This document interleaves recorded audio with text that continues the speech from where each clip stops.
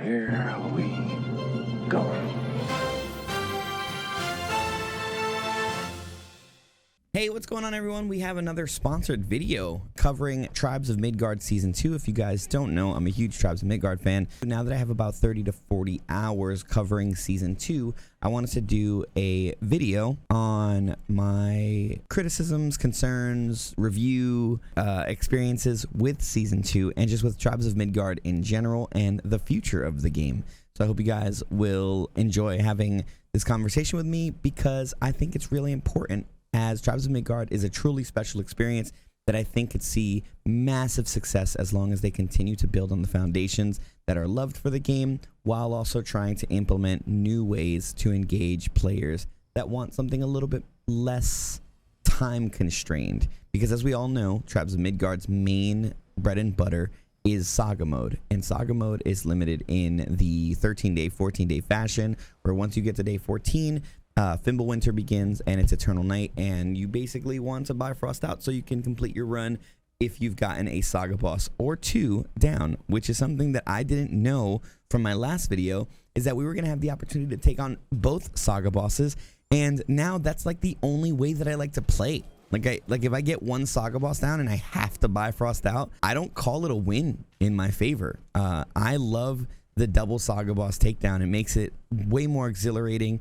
Makes it way more exciting and fun. It's like learning a new loop all over again, and that was something that I was absolutely worried about when it came to Tribe Season 2, is that we didn't have enough new of an experience where the rotation or the replay loop or anything like that, the gameplay loop, felt like a newer experience. And yes, we still have the same bosses from Season 1 with Fenrir's lair still being there, but that doesn't change the fact that taking on Fenrir with Jormungandr sitting out there at sea is a challenge, and it's awesome and fun. And I challenge anyone who is a veteran like myself, do only duo Saga kills, and if you like, and make that your challenge, see how fast you can get it done. And honestly, like I said, the most challenging experience in Tribes is 2-player. So if you get a buddy and you get a duo Saga boss takedown at day like 8, I will be supremely impressed, because I find myself struggling to get them both down by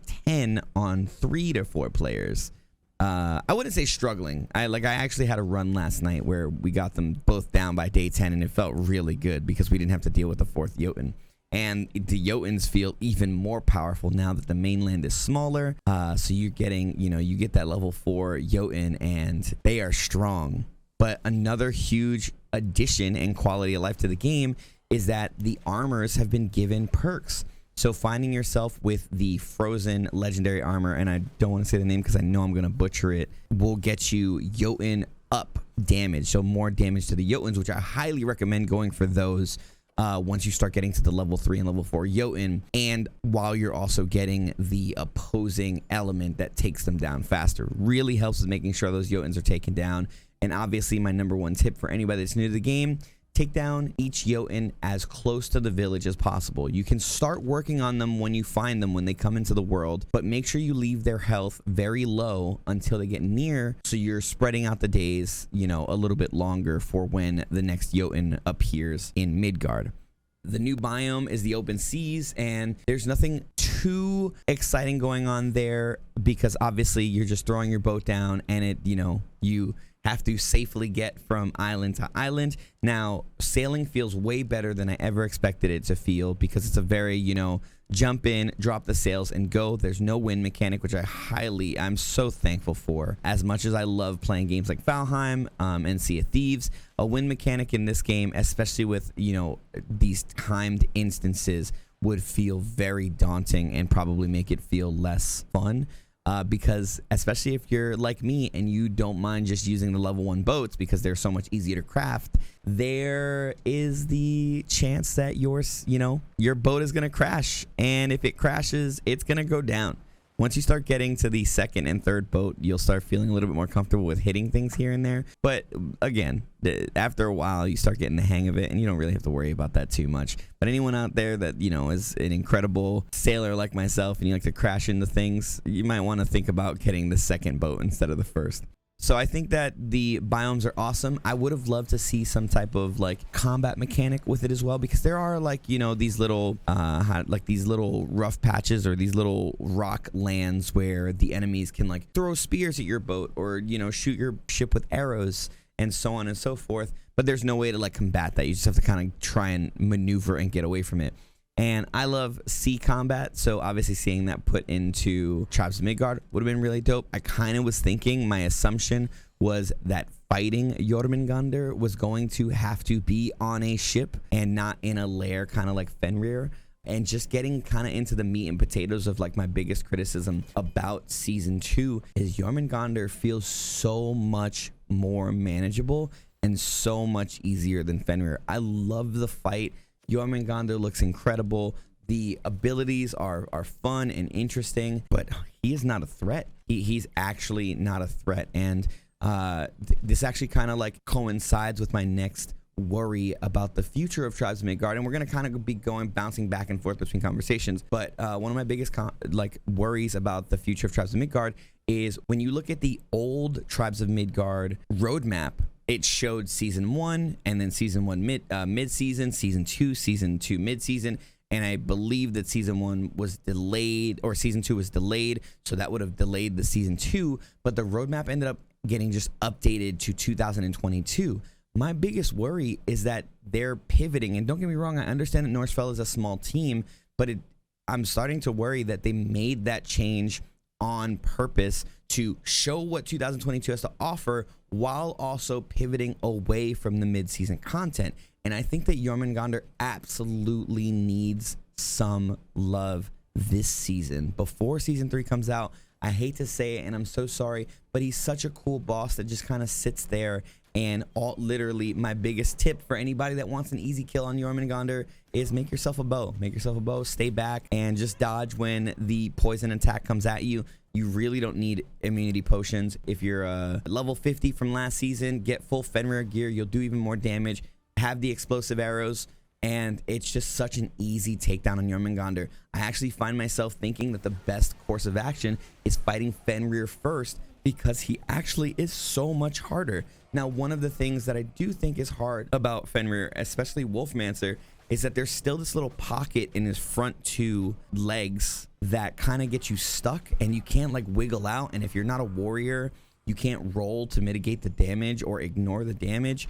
And that has become a little bit of a frustrating situation, because that's still an issue that we've had since the game release in season 1. And for some reason, Doomhowler doesn't have this hitbox issue between his legs as much as Wolfmancer. I don't even know how that happened, but it's something that I've come to notice over my over 220 hours in the game between PC and PlayStation, is that there's this little pocket under Fenrir that you just get stuck under, and it can really get you into some trouble. Now, obviously, you know, again, if you're a warrior, you can just completely roll when the slam comes down, but things like that, and just honestly, Wolfmancer in general and Doomhowler in general, without any bugs to worry about, are just distinctly very like difficult compared to, and I say that, you know, lightly with, you know, my veterans out there that have no, you know, issue like myself making sure to get Fenrir down, but sometimes you do get caught out. I find myself almost never getting downed by Jormungandr unless I personally put myself in a bad position for the tail attack. That's it. Jormungandr needs some love. I would love to see him become a little bit more difficult, a little bit more like, you know, kind of sporadic with his attacks, maybe have a wider range of physical attacks that you have to, you know, time your dodges, and, you know, maybe make sure that you have some better potions to mitigate the attack from him. You know, when you see a new season come into a game, you always want to think that the initial response is always bigger and better. And with the open seas, with sailing, you know, with a new saga boss, we're definitely going bigger and better. We have a, you know, we have a new craftable site, a new structure with the shipyard. They've done so much. The Eula Days event came out with the release, and that's also another reason why I was questioning the change to the roadmap is because the Yule Day event dropped with season 2 and Valhalloween didn't drop until mid-season. So, and that was something that I was like, oh, okay, cool. We'll get like a mid-season event with the mid-season. We got the event, and I'm obviously the timing with Christmas being around, you know, makes sense for why Yule Days dropped on season 2, and that's great. But again, that begs to differ the question of why the roadmap changed without anything that says, yep, mid-season for season 2 is still coming. And I really hope that I'm just, you know, kind of more worried than anything, because our season to season gap is 4 months, and kind of, you know, missing that 4-month gap for reintroducing content or a change to the content that we currently have is something that I definitely want to talk about. And I hope that Norsfell is, you know, always wondering how can we keep our players engaged as much as possible. Now, I am a variety caster, so I don't always keep just playing one game at a time, but I definitely think that like bigger lapse windows between content drops always, you know, decrease the chance of players coming back. So I know I know Norsfell's a small team. I think that everything you're doing with Tribes of Midgard is fantastic. It's just a concern. It's something that I would, you know, hope can kind of be figured out, because I know that there is a lot of call for more survival changes, you know, and I see that roadmap with, you know, farming and base building and construction, and I know that like it seems that there's this, you know, pivot to making sure that Midgard in Tribes of Midgard is livable, and I love that. I love that concept. But again, as I've said with my last video and the beginning of this video, I really hope that the main concept, the meat and potatoes, the bread and butter, what sells the game currently, is the biggest focus for the game, because it's done so well. Saga mode is fun. Saga mode is engaging while you level up your season pass for each season. And the one thing that I constantly think of when I play Tribes of Midgard is how it is more in relation to games like Risk of Rain or, you know, Hades, or any like roguelike / roguelite you can think of. And if that's the direction that we keep focusing on, I personally myself would be absolutely in love with a consistent Tribes experience, not jumping on every time a new season comes out, grinding my heart's content for the season pass to be fully completed, doing the, you know, event each week when something like Yule Days or Valhalloween comes out, but just getting on because I miss Tribes and want to play, because the modifiers make every experience so much more different. And that's something that I think about. Heck, even for content creators, seeing something like Twitch integration. And again, I headline all of this with, I understand Norsfell is a small team. I just recently have also been playing Dead Cells and have come across their Twitch integration and think about how, you know, things that I'm having fun with in other games that work and mesh well with games that I also love that don't have them is a good conversation to have. So like Twitch integration, where like, you know, a viewer in chat could become one of the Jötunns as they're walking down, and when the players are near, it'll give a prompt in chat for them to be able to, you know, summon new enemies or do a special attack or focus on, you know, maybe walking a little faster or something, you know, something along those lines. And I think that you know, that's a fun conversation to have. Anyway, I don't want to trail too far off the discussion here of what's actually in the game. It's just, you know, little topics like that that I really would love to see in the future, because I think that the engaging experience of Saga mode is the bread and butter for Tribes of Midgard, and I hope that that's constantly going to be the main, first and foremost focus for the game, because I think that that's what sells it right now. And as they continue to add on to survival mode with farming and base building and so on and so forth that we're seeing on the roadmap for the future of 2022, which I'm absolutely looking forward to and excited about. I think that all of the quest board changes have been so amazing.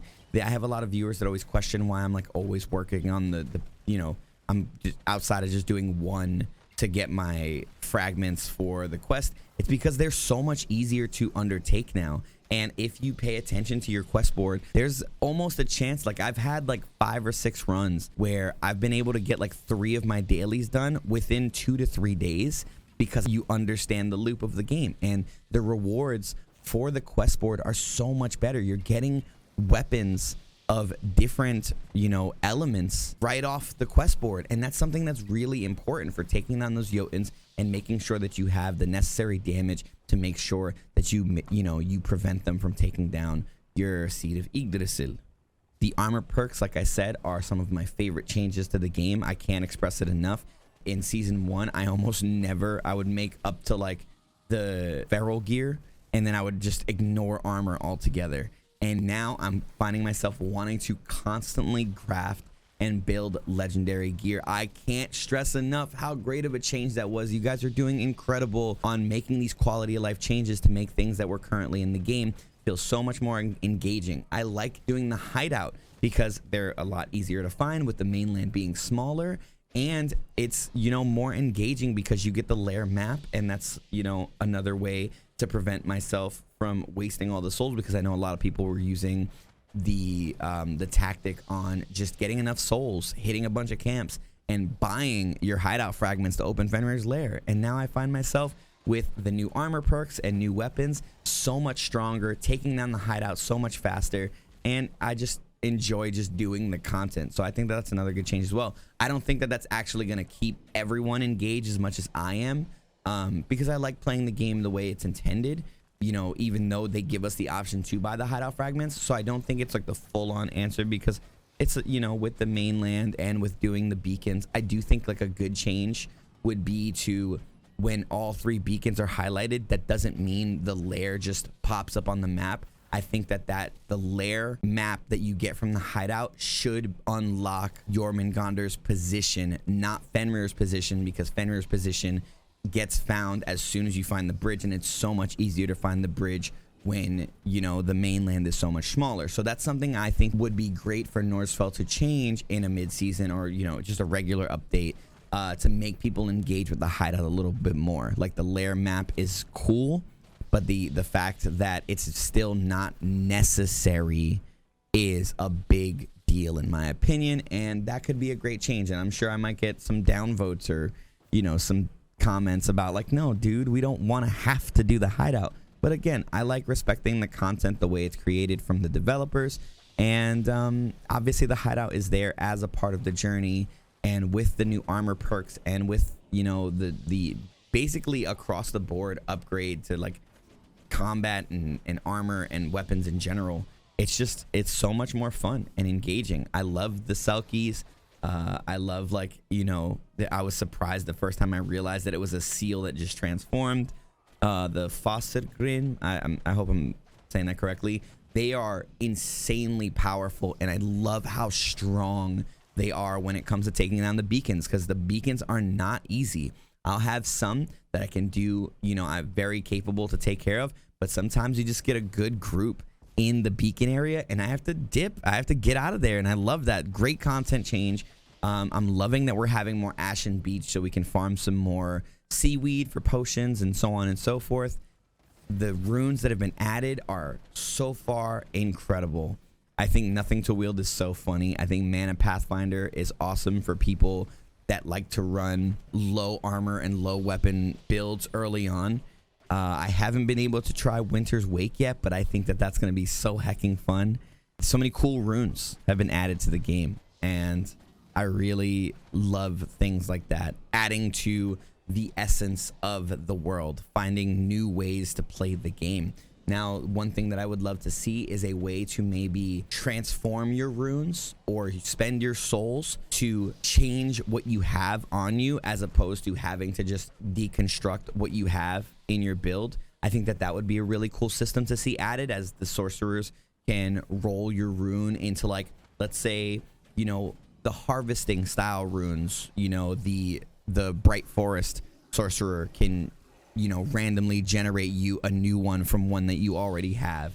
And the attack runes could be like the desert biome. Smoky Highlands sorcerer can get you maybe like the Might of Mjolnir, or the soul powered rune if you get really lucky. I think that investing a system where you can spend your souls and re-roll what you have on you would be a lot more engaging to making these insane builds, rather than hoping that you get lucky with the runes that drop, or the 5 that you can pull from the throne in the base camp. And for any players out there that haven't played yet or didn't know, there's a behind Dagny, the healer in the village, inside there's a little throne that you can spend golden horns to spawn 5 runes for yourself. If you didn't know that, there you go. There's my little tip, because the game doesn't actually really tell you that well.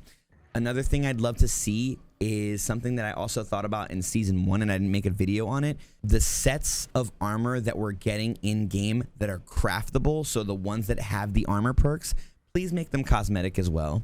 I would love to just wear Fenrir's armor on any other set. I would love to wear Yormi's armor. Yormi's gloves are actually my favorite gloves in the game, and the only way that you can see them is if you don't have a cosmetic projection on those gloves and craft those gloves.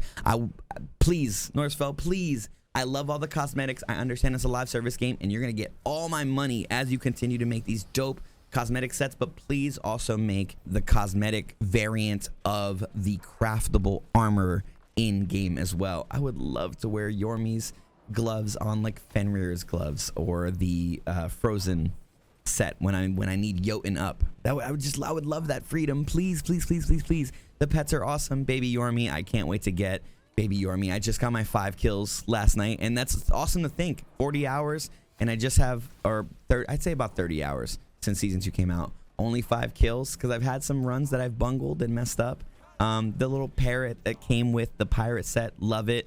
There's obviously our new crafting gear with Jormungandr set, awesome. The serpent gnasher axe, I'm loving it. I would like to see that expanded upon a little bit more, maybe, you know, because I still find myself wanting to do Raider Axe 3 instead of serpent gnasher, but I just unlocked serpent gnasher axe 3 and haven't had the pleasure of trying the 3rd variant of it yet. So maybe I'll do like a little update, you know, after we get some more information on hopefully a mid-season, or what the beginning of 2022 looks like for Tribes of Midgard. The immunity elixir is awesome. I just don't think it's really necessary, because poison isn't as strong as I was expecting it to be. It was a nice surprise to see us get some status effects added to the game. I'm, you know, with the slow and poison and, you know, all the fun things that are being added with the muses. I love it. I love it. All the Yule stuff, love it. Season 2 has been such a nice surprise and a wonderful, fun experience, and I still find myself playing as I continue to level out the new season pass for season 2, just going over like the quality of life, the changes to donating your max materials, fantastic, phenomenal, top tier. Auto equip version 2, phenomenal. Now I will say, when you get a piece of gear from a quest board that's higher than what you have, sometimes it doesn't auto equip, and I'm sure that Norsfell already knows this late into the game, but that's something that I would just highlight. It's probably a bug, and I'm sure that they're gonna fix it in an update. So this is something, you know, this is not really a big hot topic to have. I think that the boat crafting is awesome and fun, and for anyone that doesn't know, you don't need to be on an ashen beach to drop your ship in the water. You can drop it off of a cliff, you just turn it, and it'll give you the green marker, and it'll drop right into the water. So if you're having trouble covering the map or getting to the beacons, you know, faster, and you're finding yourself running out of time to get both saga bosses done, that's probably why. Don't find an ashen beach and then sail all the way up to the map. Get to the corner that's closest to the beacon and just drop it off of a cliff. It works, and I love it. You know, things like this not being spoiled, and, you know, things like this being found out just from playing is super fun. But if you haven't found it out by now, I hope that really helps you guys. I think that the hunter feels so much more fun to play, and the ranger feels so much more fun to play with their little changes of, obviously in mid-season, the hunter can now gather double resources for everything they pick up, not just for what they pull with their hands. The ranger's slowpoke has been improved. Bow attacks are still a little off, but they feel a lot better, especially with bows being the main way that you want to take on Jormungandr in his fight, because it makes it a lot easier for you.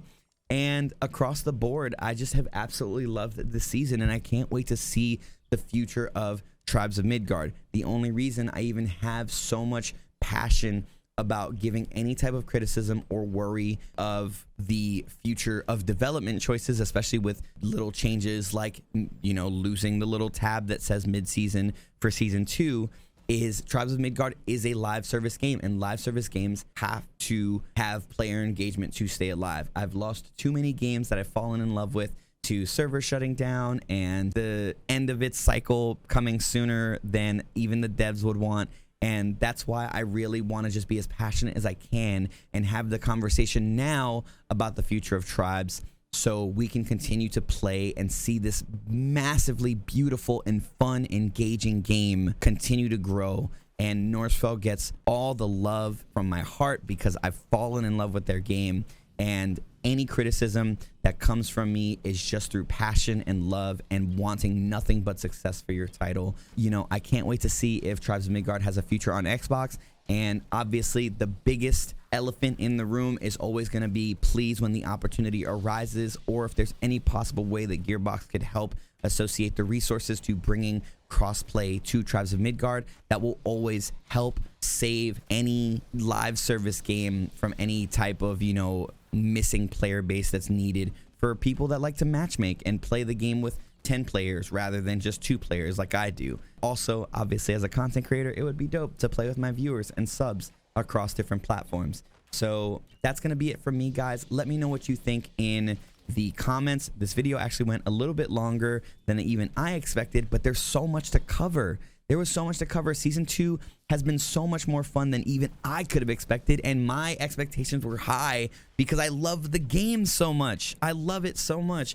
Norsefell, you guys are amazing. I can't express enough how absolutely phenomenal your game has been. It was one of my biggest highlights of last year, or this year. It will soon be last year, and I can't wait to see what you guys continue to build, not only for Saga mode, because that is my biggest passion for the game, but I cannot wait to see farming added. And, you know, even though we have a little inside joke about me hating fishing being added, and base building, and, you know, actually living in your world on survival mode while we enjoy the Saga additions as well. I really, again, want to underline my final thoughts with being, please kind of focus on Tribes being that session-based roguelite experience first and foremost as you continue to build survival mode, because that definitely is where I think there is that special meat and potatoes, the bread and butter of what your game is selling, as people wait to have somewhat of like a Valheim experience in survival.